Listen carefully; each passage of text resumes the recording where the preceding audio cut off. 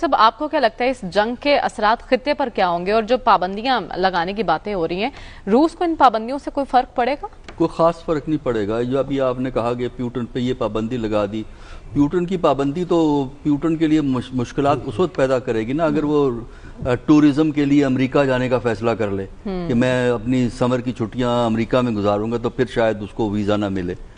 باقی رہا اس قسم کی پابندیاں جو ہیں وہ یوکرین کو بچا نہیں سکتی. وجہ یہ ہے کہ یوکرین کی اگر مدد کرنی تھی مغرب والوں نے، نیٹو نے اور امریکہ، اصل میں نیٹو اور امریکہ ہیں، تو وہ کوئی کانکریٹ مدد کی ضرورت ہے انہیں.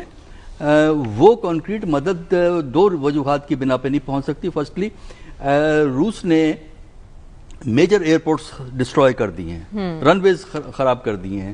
وہ پہلا اٹیک ہی ان کا یہ تھا، لہذا وہاں سے ایکوپمنٹ نہیں آ سکتا اور کوئی راستہ نہیں ہے. پولینڈ سے ٹروپ موومنٹ نہیں وہ کر سکتے. پولینڈ میں کچھ امریکی موجود ہیں لیکن وہ اس قابل نہیں ہے کہ وہ جا کے وہاں امریکہ اس وقت کمٹ نہیں کر سکتا.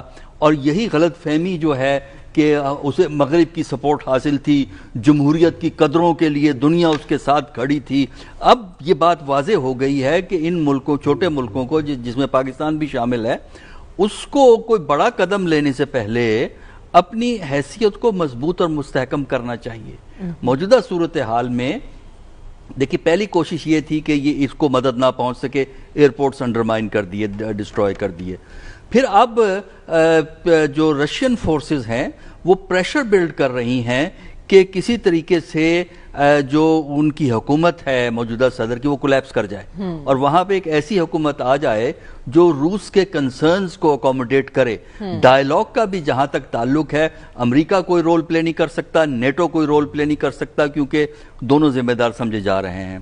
ہاں اسی صورت میں کوئی انڈرسٹینڈنگ ہو سکتی ہے اگر جو روس کے جو سیکیورٹی کنسرنز ہیں ان کو اکوموڈیٹ کریں. آج اگر نیٹو یہ اعلان کر دے یا امریکہ یہ کہہ دے کہ ہمارا کوئی پلان نہیں ہے، ہم یوکرین کو نیٹو میں شامل نہیں کریں گے، ہم جو موومنٹ ہے اس طرف ہم لے کے نہیں جائیں گے، ایسٹ ورڈ جو موومنٹ ہے نیٹو کی وہ ہم اس کو روک رہے ہیں، فوری طور پہ سچویشن ڈیفیوز ہو جاتی ہے.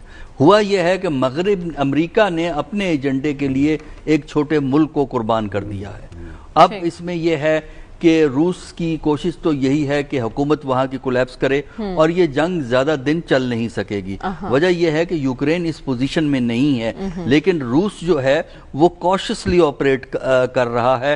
اور دوسرا جو سمجھنے والی بات ہے کہ یوکرین کے اندر اچھے خاصے علاقوں میں وہ لوگ موجود ہیں جو روس میں شامل ہونا چاہتے ہیں یا روس کے ساتھ قریبی تعلقات استوار کر رہے ہیں، جس میں ڈونباس کا علاقہ ہے جس میں 2 ریاستوں کو روس نے ریکگنائز کیا ہے، کریمیا کا علاقہ ہے جو اس موجودہ صدر کے اقتدار میں آنے سے پہلے وہاں جو حکومت تھی وہ بھی پرو رشیائی سمجھی جاتی تھی. وہ سینسٹیویٹی، رشین سینسٹیویٹی کو سمجھتے ہوئے انہوں نے ایک ایسی پالیسی اڈاپٹ کی تھی کہ اس کی انڈیپینڈنس بھی قائم رہے اور رشیا بھی برہم نہ ہو.